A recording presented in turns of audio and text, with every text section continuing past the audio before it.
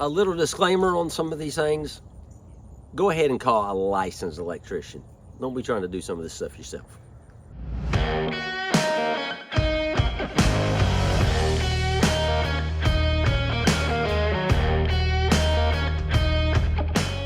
Got Charlie Porterfield here today with Thunderbolt Electric. And Charlie did all of the electric work here when we were building the farm here at Southland Organics. So anyway, what can we do to keep lightning? I mean, you're not going to keep it from happening. I mean, the incident I'm talking about was one of those, I think like 40 cows got killed. You remember that over in Mississippi a few months ago and hit it? I don't know. But you're not going to stop it from happening, but what can they do to minimize?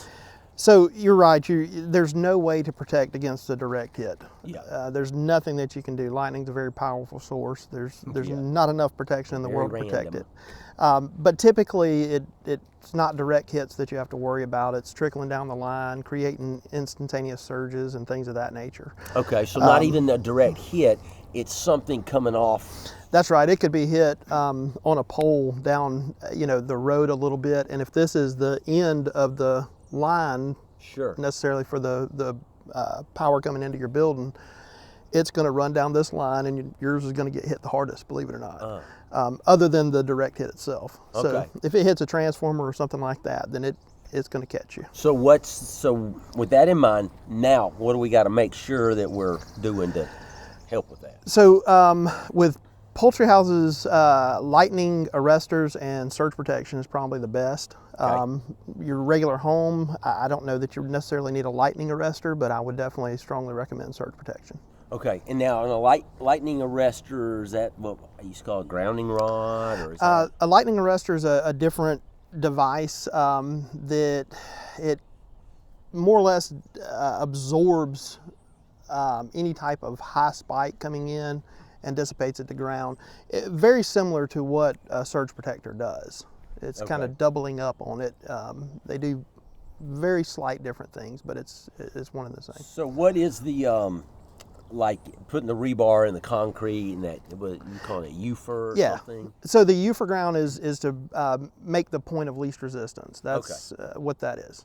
And so, and we actually shot a little bit over here. Yep. Okay. So, Charlie, when you did this electrical for the farm here, here is an example of our grounding. Now it's kind of messy with all the cables, but is this kind of what you're talking about? Yeah, so this ground wire goes down into a encasement of the slab here, which has a UFR ground running through it, which is basically a 20-foot rebar that's stubbed out. The grounding system connects to it, and it drops the ohms to the proper ohms to make the proper grounding to protect it against lightning and any type of surges or anything like that. So if the lightning hits, I mean, it's going to transfer. Yeah, so it's looking for the point of least resistance. The point of least resistance is where you can drop the lowest ohms. So, for example, in this, your average drop should be below 25 ohms. If you've got controllers and things of that nature in it, then you want to drop it below maybe 5 ohms. Because they're more sensitive? Much more sensitive, and they have a lot of electronics in it. And then you want to protect it with surge protection, lightning arrestors, things of that nature to help back that up.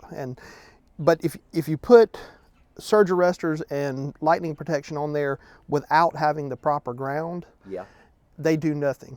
They have nowhere to send the negative charge to, so it does nothing and it protects nothing, so it just goes through and blows everything apart. Oh my goodness. If you have the proper ground, it sends it straight to the ground and takes care of it. All right, so we get that, we understand that, how you can ground that, but you talk about surge protection. So tell me a little bit about the surge protection. What can we do to, because honestly, that happened when they built the place. Not much you're going to do after the fact. So what can we do as maybe even non-electricians?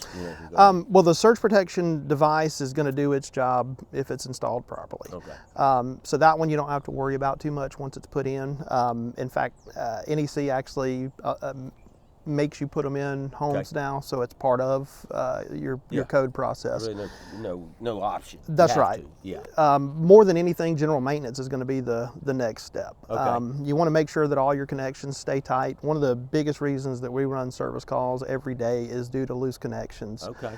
You have motors coming on, going off, and you have that in your poultry houses. You have it in your regular houses, even down to your refrigerators and your ACs coming on your regular house. So having someone maintain that on a yearly basis is really important, because you have expansion and contraction with those wires heating and cooling on a daily basis, hourly basis, or minute even.